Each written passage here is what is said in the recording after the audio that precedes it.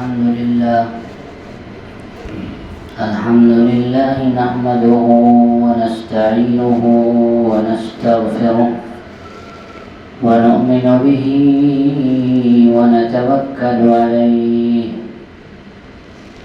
ونعوذ بالله من شرور أنفسنا ومن سيئات أعمالنا من يهده الله فلا مضل له ومن يضلله فلا هادي له وأشهد أن لا إله إلا الله وحده لا شريك له وأشهد أن سيدنا ومولانا محمدا عبده ورسوله صلى الله تعالى عليه وعلى آله وأصحابه وأزواجه وذرياته وبارك وسلم تسليما كثيرا كثيرا. أما بعد فأعوذ بالله من الشيطان الرجيم. بسم الله الرحمن الرحيم.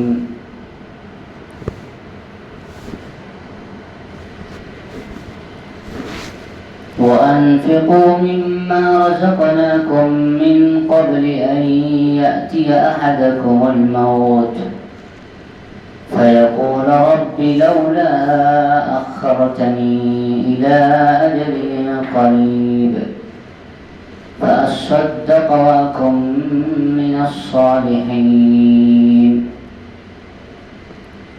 وقال تعالى لن تنالوا البر حتى تنفقوا مما تحبون. صدق الله العظيم.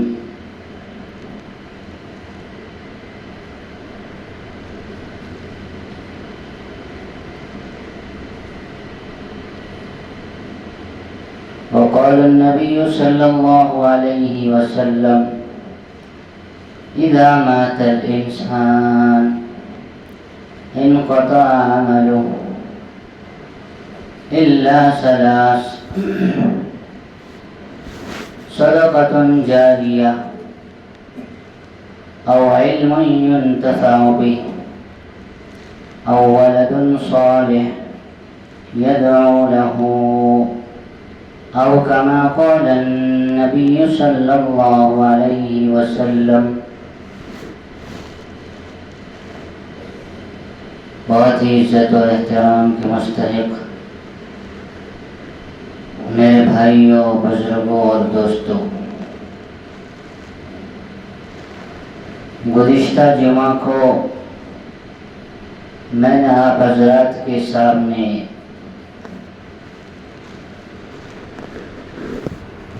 قیامت، آخرت اور اس کے اندر ملنے والے جزا اور سزا کا تذکرہ کیا تھا.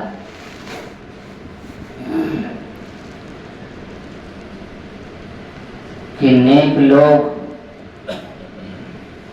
اللہ تعالیٰ اس کے نام اعمال دائیں ہاتھ میں عطا فرمائیں گے اور برے لوگوں کو، گنہگاروں کو ان کے نام اعمال بائیں ہاتھ میں دیا جائے گا، اور یہ علامت ہوگی کامیابی اور ناکامی کی. جس کے دائیں ہاتھ میں نام اعمال دیا جائے گا یہ علامت ہوگی کہ وہ کامیاب ہے، اور جس کے بائیں ہاتھ میں نام اعمال دیا جائے گا یہ علامت ہوگی کہ وہ ناکام ہے. میرے بھائیوں، اس لیے ہمیں اس دنیا ہی کے اندر ایسے اعمال کرنے ہیں جس کا حکم اللہ رب العزت نے ہمیں اور آپ کو دیا ہے جس سے ہم کامیابی حاصل کر سکیں اور آخرت میں سرخ روئی حاصل کر سکیں، اور ہر ایسے کام سے اپنے آپ کو بچائیں جو ہمارے لیے باعث ذلت ہو اور رسوائی ہو۔ میرے بھائیوں، جہاں پر نیکیوں کی بات ہے، نیکیاں کرنے کی بات ہے، تو انسان جس طرح سے نماز پڑھ کر نیکیاں حاصل کرتا ہے، روزے رکھ کر نیکیاں حاصل کرتا ہے، اور دیگر اللہ کے احکامات کو پورا کر کے وہ نیکیاں بٹورتا ہے، اسی طریقے سے جانی عبادت کر کے جیسے نیکیاں حاصل کرتا ہے، اسی طرح مالی عبادت کر کے بھی انسان نیکیاں حاصل کرتا ہے کہ وہ اپنا مال اللہ کے راستے میں خرچ کرے۔ جن کاموں میں اللہ رب العزت نے خرچ کرنے کا حکم دیا ہے، ان کاموں میں اپنے مال کو خرچ کرے، اور جہاں سے منع کیا ہے فضول خرچی سے، وہاں پر خرچ کرنے سے اپنے آپ کو بچائے۔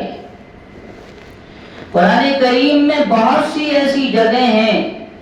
جہاں پر اللہ رب العزت نے مال کے خرچ کرنے کا حکم دیا۔ جگہ جگہ آپ کو آیتیں مل جائیں گی، چنانچہ ایک جگہ فرمایا یسألونک ماذا ينفقون، اے اللہ کے نبی صلی اللہ علیہ وسلم آپ سے یہ پوچھتے ہیں کہ کیسے، کہاں خرچ کریں، مال کہاں خرچ کریں، کیا خرچ کریں؟ تو اللہ تعالیٰ نے فرمایا قُلْ مَا أَنفَقْتُمْ مِنْ خَيْرٍ فَلِلْوَالِدَيْنِ وَالْأَقْرَبِينَ وَالْيَتَامَى وَالْمَسَاكِينِ وَابْنِ السَّبِيلِ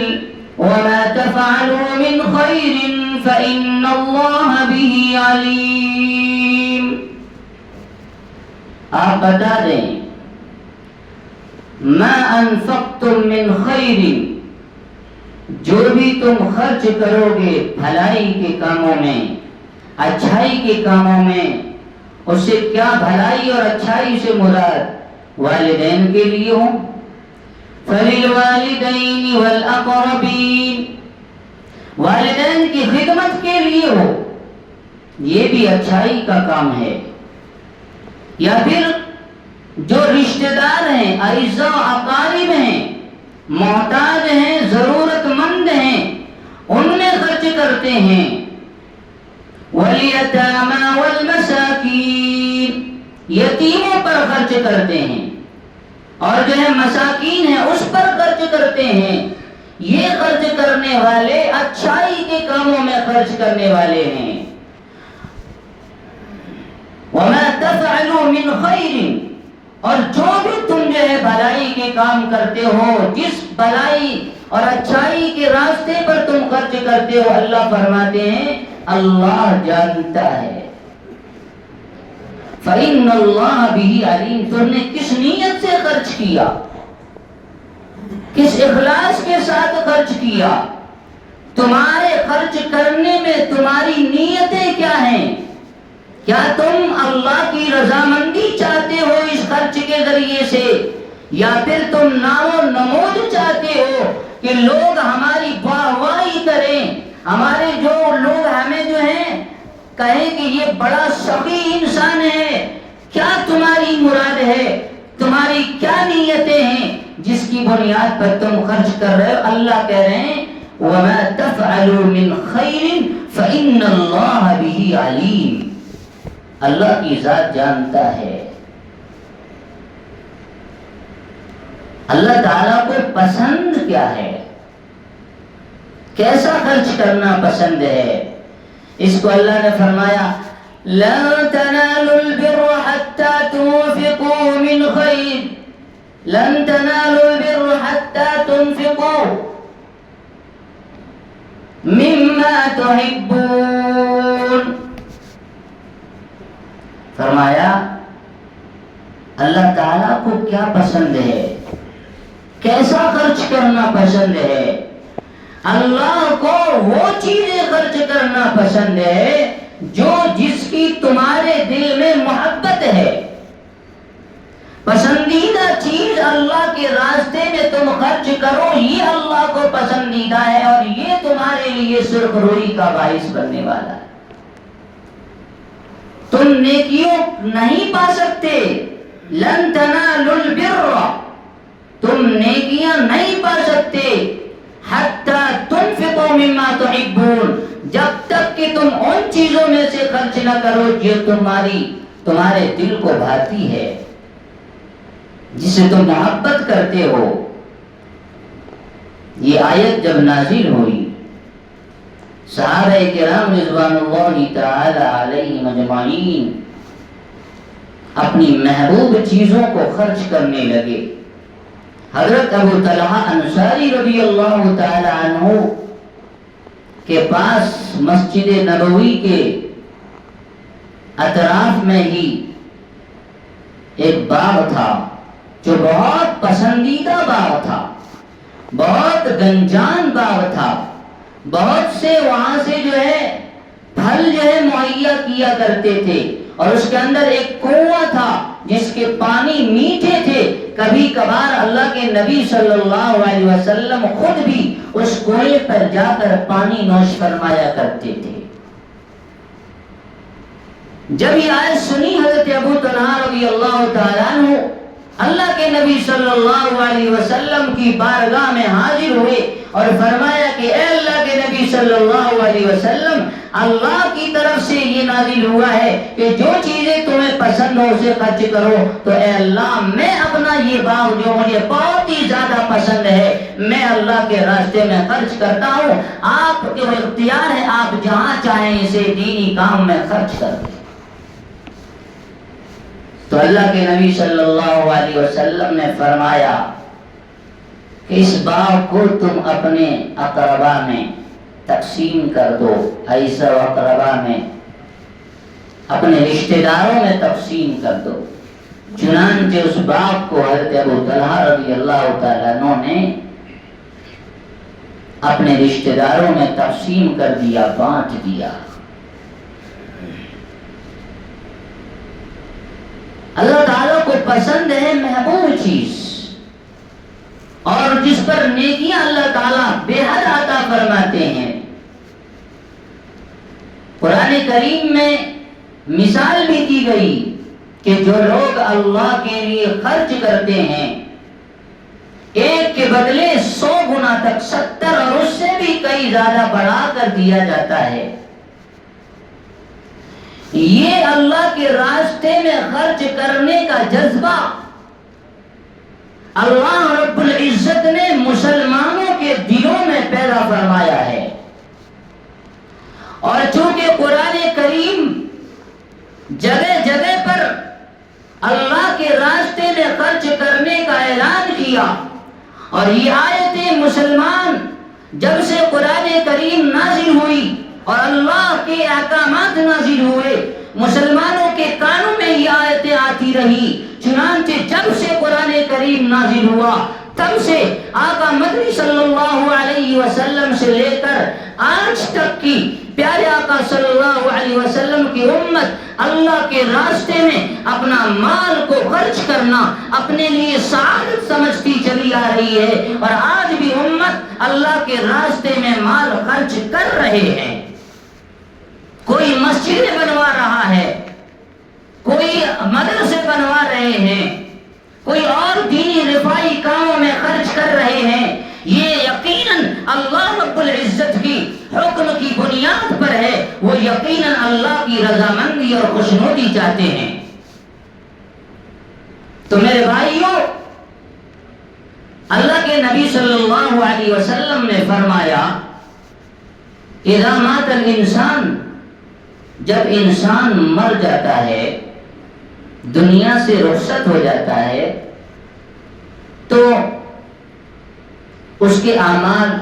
اب وہ عمل نہیں کر سکتا، انقطع عمل، اب وہ اعمال نہیں کر سکتا. لیکن مرنے کے بعد بھی اللہ کے نبی صلی اللہ علیہ وسلم نے بیان کیا کہ 3 چیزیں اسے فائدہ دیتی ہیں مرنے کے بعد بھی.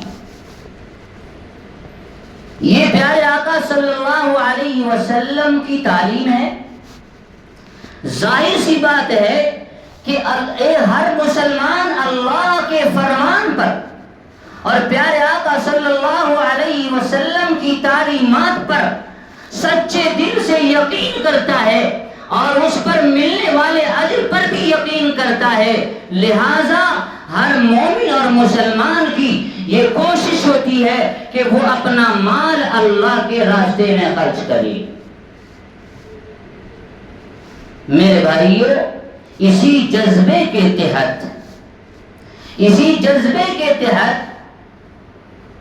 ہمارے باپ داداؤں نے، ہمارے بڑوں نے اس ملک کے اندر اللہ کے راستے میں بہت ساری زمینیں اور جائیدادیں وقف کی تاکہ اس کے ذریعے سے مسلمانوں کی مدد ہو سکے اور آنے والی ہماری نسلیں کسی کے سامنے کاسے گدائی لے کر پھرتا ہوا نظر نہ آئے. یقیناً ان کی یہ کوشش اور یہ سوچ ضرور رہی ہوگی اس کے بعد کہ وہ اللہ کو راضی کرنے والے سب سے پہلے تھے. نیکی کی طرف رجحان ان کا زیادہ تھا، عبادات میں مخلص وہ ہم سے کئی زیادہ تھے. لہذا ہم یہ کہہ سکتے ہیں کہ ان اخلاص کے ساتھ انہوں نے اللہ کے راستے میں اللہ کے نام پر اپنی زمینیں اور جائیدادیں اللہ کے راستے میں وقف کی تاکہ اس سے آنے والے مسلمانوں کو اس سے فائدہ ہو. وہ جائیدادیں اوقاف کے نام سے جانی جاتی ہیں. اوقاف کی جو املاک ہے ہمارے ہندوستان کے اندر، جو ہمارے آباء و اجداد نے وقف کیے تھے رفاعی کاموں کے لیے، دینی کاموں کے لیے، تاکہ اس سے مسلمان فائدہ حاصل کر سکیں، وہ اچھی خاصی مقدار میں ہیں. 3 ایسی جماعت ہیں جن کے پاس بڑی بڑی جائیدادیں ہیں. ایک تو ریلوے کے پاس سب سے زیادہ ہے زمین کی تعداد، اور دوسرے فورس جو ہمارے انڈین فورس ہیں جسے فوج کہتے ہیں، ان کے پاس ہے، ان کے بڑے بڑے کیمپس ہیں تو وہ زمینیں، اور تیسری ہمارے مسلمانوں کی اوقاف کی زمینیں، یہ بڑی تعداد میں ہے. اور میرے بھائیو، ہم اور آپ جانتے ہیں کہ آج جو دور ایسا چلا ہوا ہے کہ باطل حق کو دبانے کی طرح طرح کی کوششیں کر رہا ہے. اسلام دشمن طاقتیں یہ چاہتی ہیں کہ کس طرح سے اسلام اور مسلمانوں کو کچل دیا جائے، اسے اس ہستی سے مٹا دیا جائے، اور اس کے لیے نہ جانے کیسے کیسے پروپیگنڈے کر رہے ہیں اور کیسی کیسی تیاریاں چل رہی ہیں، اور اس کے ذریعے سے وہ ہمیں اور مسلمانوں کو ختم کرنے کی اور اسے جو ہے غلام بنانے کی سازشیں ہو رہی ہیں. اسی کے نتیجے میں، اسی پروپیگنڈے کے اندر یہ بات بھی آ گئی ہے، یہ اعلان کر دیا گیا حکومت کی طرف سے کہ جو اوقاف کی زمینیں مسلمانوں کی ہیں، جن پر لوگ اس زمینوں کو قبضہ کیے ہوئے ہیں اور ان پر جو ہے اس سے وہ فائدہ حاصل کر رہے ہیں اور ایک تھوڑی سی اس کی اجرت دیتے ہیں، اس کی جو ہے اس کا بھاڑا دیتے ہیں۔ وہ ان کی یہ کوشش ہے کہ یہ جو ہے حکومت کی تحویل میں لے کر سب سے پہلے جو لوگ اس پر قبضہ کیے ہوئے ہیں ان کی یہ کوشش ہے کہ یہ قبضہ ہمارے پاس ہی رہے۔ اس کے لیے کیا شکل ہوگی؟ تو چلو ہم قانون کا ساتھ دیتے ہیں۔ لہذا قانون کا ساتھ دے کر، ہاتھ میں ہاتھ ملا کر انہوں نے یہ مشورہ اور رائے پیش کی کہ جو ہے ان کو جو ہے حکومت کی تحویل میں لے لی جائے، ان کے بارے میں بات پرس کی جائے، کاغذات جو اکٹھا کیے جائیں اور اگر نہ ہو تو جو ہے ان کو حکومت اپنی تحویل میں لے لے اور پھر ہم اولادوں کو تقسیم کر دیا جائے۔ ہم اس کی جو ہے قیمت جو ہم سے تھوڑی بہت ہو سکے گی حکومت کو دے دیں گے اور ہمارا قبضہ باقی رہے گا۔ گویا کہ 1995 کے اندر جو ایکٹ اوقاف بل ایکٹ جو ہے تیار کیا گیا تھا، انگریزوں کی حکومت کے ختم ہونے کے بعد جب یہ ہمارا ملک آزاد ہوا تو کئی بار ایکٹ کے اندر ترمیم کیا گیا، رد و بدل کیا گیا کہ یہ جو اوقاف کی زمینیں ہیں مسلمانوں کی ان کا کیا حال ہوگا۔ لہذا اس کے تحت ایک قانون بنایا گیا، ایک ضابطہ بنایا گیا، ایکٹ تیار کیا گیا۔ 1995 کی ایک ایکٹ ہے، اس کو آج جو ہے 2024 ایکٹ کر کے ایک بدلنے کی کوشش کی جا رہی ہے۔ ان کی یہ کوشش ہے کہ جو ممبر ہیں ان کے اندر، ان ممبروں میں اور بھی اضافہ کر دیا جائے، بڑھا دیا جائے اور پھر اس میں ہمارے لوگ بھی شریک ہوں، تاکہ ہمیں منمانی کرنے میں آسانی ہو سکے۔ ہم جس طرح چاہیں ہم فیصلے سنائیں، اور یہ بھی ایکٹ کی ایک جو ہے اس کے اندر شوشہ رکھا گیا کہ اگر اس زمین کو 7 سال کے اندر یا 6 سال کے اندر اس کی تحقیق کی جائے گی، اس کے کاغذات اکٹھے کیے جائیں گے، اگر وہ نہیں ملتے تو جو وقت کا کلیکٹر ہوگا اس کو یہ اختیار ہوگا کہ اس کی چھان بین کر کے اگر کوئی پکا اس کے کاغذات پکے نہیں ہیں تو وہ اپنے حکم سے، اپنے آرڈر سے جس میں چاہے، جس شکل میں چاہے اسے بدل دے۔ قبرستان کو چاہے تو وہ جو ہے پارک بنا دے، مسجد کو چاہے تو وہ میوزیم بنا دے، اور جو چاہے جیسا چاہے منمانی کرے۔ یہ ساری خباثتیں انہوں نے جو ہے اپنے اندر لا کر یہ پروپیگنڈا کر کے ہمارے وقف کی جائیدادوں کو ہڑپ کرنے کی ان کی سازش اور کوشش چل رہی ہے۔ اور اس کو بچانے کے لیے ہمارے اکابرین علماء کرام بزرگان دین، میرے بھائیوں آپ ایک بات یاد رکھیں کہ یہ اوقاف کی زمینیں بھی ہماری ایک طاقت ہے، ہماری آپسی بھائی چارگی بھی ایک ہماری طاقت ہے، ہمارا اللہ اس کے رسول پر ایمان اور یقین اور یہ ہماری طاقت ہے۔ دھیرے دھیرے کر کے ہم سے ہماری طاقتیں چھیننے کی کوشش کی جا رہی ہے، اوقاف کی زمین کو چھین کر گویا کہ ہمارے رسوخ اور جو ہماری طاقتیں ہیں اس کو چھیننے کی کوشش ہو رہی ہے۔ جو ہمارا دبدبہ ہے، جو ہمارا ایک قانون ہے باقاعدہ ایک جو ہے اوقاف کے نام سے، اس کو ختم کیا کرنے کی کوشش کی جا رہی ہے۔ ظاہر سی بات ہے جب یہ ختم ہوگی تو ہماری حیثیت اور بھی گھٹ جائے گی اس ملک کے اندر، اور ہماری حیثیت گھٹے گی۔ میرے بھائیوں یہ معاملہ کو صرف آپ معمولی نہ سمجھیں، یہ معاملہ ہمارے ایمان کے چھیننے تک پہنچنے والا ہے۔ وہ کیسے؟ دھیرے دھیرے میرے بھائیوں، ایک انسان کی آپ جان لینا چاہتے ہیں تو آپ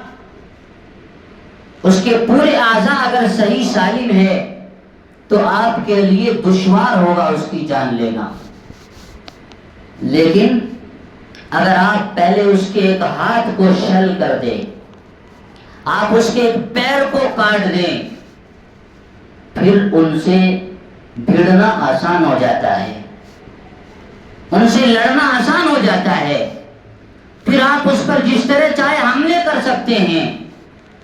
تو گویا کہ اس طرح کے بل کو لا کر ایک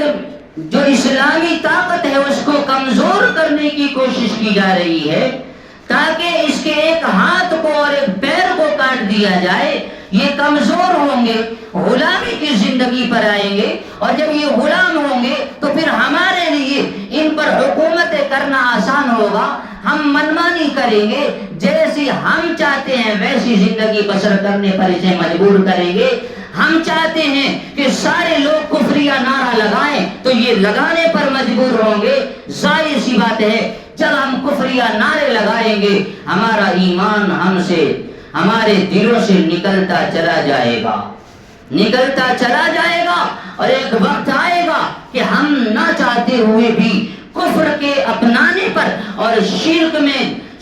کے دلدل میں پھنسنے پر مجبور ہو جائیں گے. میرے بھائیوں، آج یہی کوشش، ایمان کے چھیننے کی کوشش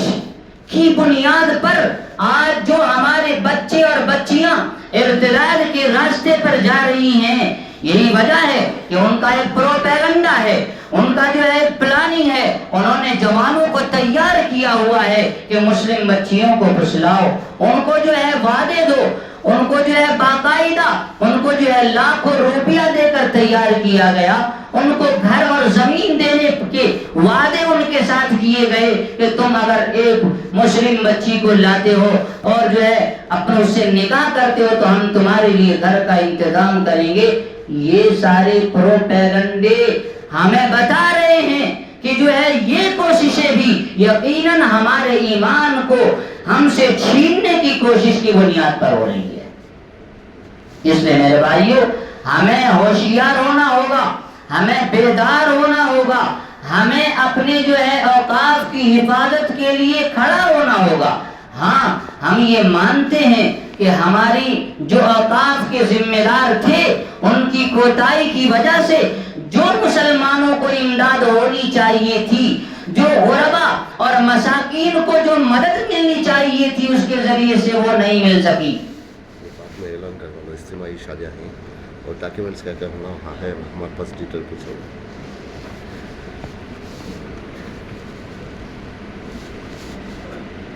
جو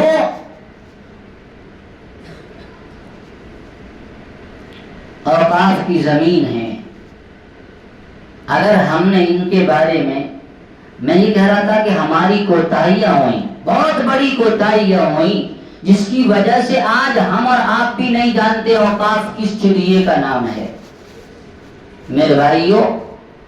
اوقاف کی زمینیں وہ کہلاتی ہیں، جیسا کہ میں نے پہلے کہا کہ ہمارے آباء و اجداد نے اللہ کے راستے میں اللہ کے نام پر اپنی زمینیں وقف کی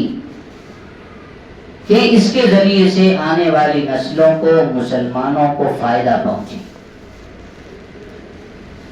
اچھا، جو اوقاف کی زمینیں ہوتی ہے، ایک تو صدقہ ہوتا ہے،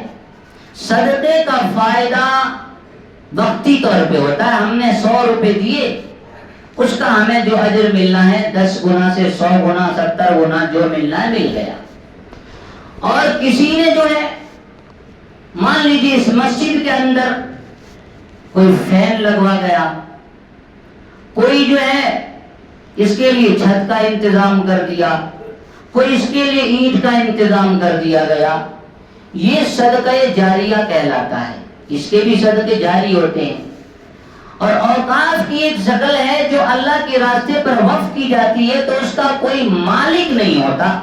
ہاں، اس سے حاصل ہونے والے فائدے، منافع جو اس سے حاصل ہوتا ہے، اس کے ذریعے سے مسلمانوں کو دین کے کاموں میں یا غریبوں، یتیموں، بیواؤں، مسکینوں یا دوسری جو ہے رفائی کاموں میں اس کا خرچ ہوتا ہے اور اس کا ثواب دینے والے کو ہمیشہ ملتا رہتا ہے۔ اب وہ وقف کی زمین ہے لیکن قبضہ اللہ کا ہو جاتا ہے، وہ اللہ کے قبضے میں چلا جاتا ہے۔ مثلا مسجد کی زمین کسی نے دی، اب یہ زمین وقف کر دی گئی، اب اس کو نہ بیچا جا سکتا ہے نہ خریدا جا سکتا ہے، بس اس سے حاصل ہونے والے فائدے سے دین کے کام میں خرچ کیے جا سکتے ہیں، اس کا نفع وقف کرنے والوں کو ہمیشہ ملتا رہے گا۔ تو یہ اوقاف کی زمینیں ہمارے آبا و اجداد نے وقف کی، اب ان کو جو ہے ہڑپنے کی کوشش کی جا رہی ہے، بل کو رد و بدل کرنے کی کوششیں کی جا رہی ہے، الگ الگ بل لائے جا رہے ہیں جس کے ذریعے سے ہمارے جو اسلامی ڈھانچہ ہے، جو ایک ہمارا اسلامی ڈھانچہ ہے، قرآن و سنت کے مطابق طریقے پر، اس کے طریقے پر چلنے کا جو ڈھانچہ ہے اس کو کمزور کر دیا جائے، اور جب ہمارے اعضاء کمزور ہوں گے تو ہم کمزور ہو جائیں گے، ہمارا ایمان کمزور ہو جائے گا۔ اس لیے ہمارے بڑے یہ کوشش کر رہے ہیں کہ ہمیں اس کے بچاؤ کے لیے اسباب کے طور پر، سب کچھ کرنے والی ذات تو اللہ کی ہے، لیکن سبب کا اختیار کرنا میرا اور آپ کا کام ہے۔ اگر ہم سبب کو بھی اگر نہیں اختیار کرتے، اسباب اختیار نہیں کرتے، ہاتھ پر ہاتھ رکھے بیٹھ جاتے ہیں، تو پھر میرے بھائیوں اگر پھر اس کے بعد ہمارے ہاتھ سے وہ چیزیں نکلتی ہیں تو پھر ہم شکوہ نہیں کر سکتے، شکایت نہیں کر سکتے۔ لہذا اس ایک مہم چلائی جا رہی ہے ہمارے مسلم پرسنل لا بورڈ کی طرف سے، جگہ جگہ پر اجلاس عام کیا جا رہا ہے۔ بمبئی کے اندر کیا گیا، دہلی میں بھی ہوا، جو میدان ہے بڑے بڑے اس کے اندر، اور ابھی کل پرسوں 13 تاریخ کو بہار کا جو یہ ہے راجدھانی پٹنہ، وہاں پہ پروگرام رکھا گیا، یہ ہم کو بیدار کرنے کے لیے اور یہ سمجھانے کے لیے کہ وقف کی چڑیا کا نام ہے اور اس کی حفاظت کرنا کتنا زیادہ ضروری ہے۔ لہذا اسی مہم کو ہم تک پہنچانے کے لیے، ہمیں بیدار کرنے کے لیے کہ اس کی شرعی حیثیت کیا ہے، یہ اوقاف کی چیز کا نام ہے، لہذا ایک پروگرام رکھا گیا بنگلور شہر کے اندر، اس میں آپ حضرات کو آنے کی دعوت دی گئی، یہ میں آپ کو دعوت پہنچا دیا۔ اب آگے میں بات کروں، میں نے آپ حضرات کے سامنے ایک حدیث پڑھی جس میں اللہ کے نبی صلی اللہ علیہ وسلم نے کیا فرمایا، وہ لوگ تو اپنی زمینیں اللہ کے راستے میں دے کر ہمیشہ ثواب کما رہے ہیں، ہمارے اور آپ کے لیے بھی تو کچھ ہو، ہم بھی تو کچھ کر جائیں کہ جس سے ہمیں بھی جو ہے آخرت میں بدلہ ملتا رہے، جزا ملتی رہے اور جنت ہم جو ہے حاصل کر سکیں۔ اللہ کے نبی صلی اللہ علیہ وسلم نے کیا فرمایا، اذا مات الانسان انقطع عمله، جب انسان دنیا سے رخصت ہو جاتا ہے اس کے اعمال ختم ہو جاتے ہیں، وہ اعمال نہیں کر پاتا، لیکن 3 چیزیں باقی رہتی ہیں۔ ایک یہ کہ جو ہے اس نے علم حاصل کیا اور اس علم کو لوگوں تک پہنچایا، پڑھا اور وہ پڑھا ہوا علم دوسروں تک پہنچا دیا، کسی کو حافظ بنا دیا، کسی کو عالم بنا دیا، کسی کو قرآن پڑھنے والا بنا دیا۔ تو یہ جو علم اس نے منتقل کیا اس سے اب اس کو نفع ملے گا، پڑھانے والے کو، کہ جب تک وہ پڑھے گا اور اس کے علم سے لوگوں کو، اللہ کے بندوں کو نفع ہوگا، کتنے لوگ ان کی باتوں کو سن کر اسلام پر عمل کرنے والے گے، دین پر عمل کرنے والے بنیں گے، ان تمام کا فائدہ اسے ملے گا۔ آپ سوچ رہے ہوں گے میں تو پڑھا ہی نہیں، میں کیسے علم کو منتقل کروں؟ میرے بھائیو، الدین یسر، دین آسان ہے۔ اللہ کے نبی صلی اللہ علیہ وسلم نے فرمائی ہے ان لوگوں کے لیے بھی راستہ موجود ہے کہ جنہوں نے خود تو نہیں پڑھا، لیکن میرے بھائیوں ہم اگر نہیں پڑھے تو کیا ہوا، کسی کو پڑھا تو سکتے ہیں۔ ہم حافظ نہیں بنے تو کیا ہوا، کسی کو حافظ بنوا تو سکتے ہیں۔ ہم قرآن پڑھنا نہیں سیکھے، ہماری ذمہ داری ہے کہ ہم قرآن پڑھنا سیکھیں، کوشش کریں، مرتے دم تک کوشش کو جاری رکھیں، لیکن ہم پڑھوا تو سکتے ہیں، حافظ بنا تو سکتے ہیں اپنے اخراجات پر، اپنے خرچ پر۔ کسی جو ہے آپ کسی بچے کا خرچ اٹھا لیجئے، وہ حافظ بنے گا، آپ کے خرچے سے حافظ بنے گا، وہ آپ کے لیے وہ بھی صدقہ جاریہ ہوگا، اس کے علم سے جتنے لوگ نفع حاصل کریں گے اس کا فائدہ آپ کو بھی ہوگا۔ تو ایک چیز کہ علم حاصل کیا اور اس نے لوگوں تک پہنچایا، اس کا فائدہ مرنے والے کو ملتا رہتا ہے۔ اور فرمایا او ولد صالح، نیک اولاد اگر کسی نے چھوڑا ہے تو اس نیک اولاد کی نیکی کی وجہ سے وہ جو بھی صالح اعمال کریں گے، وہ جو بھی نیکیاں کرے گا، ظاہر سی بات ہے بچہ نیک ہے، صالح ہے، وہ اللہ کی بارگاہ میں سجدہ ریز ہوگا، وہ قرآن کی تلاوت کرے گا، وہ اللہ کے سامنے اپنا ہاتھ اٹھائے گا اور دعا کرے گا اپنے والدین کے لیے، ربنا هب لنا من ازواجنا وذرياتنا قرة اعين واجعلنا للمتقين اماما رب ارحمهما كما ربياني صغيرا۔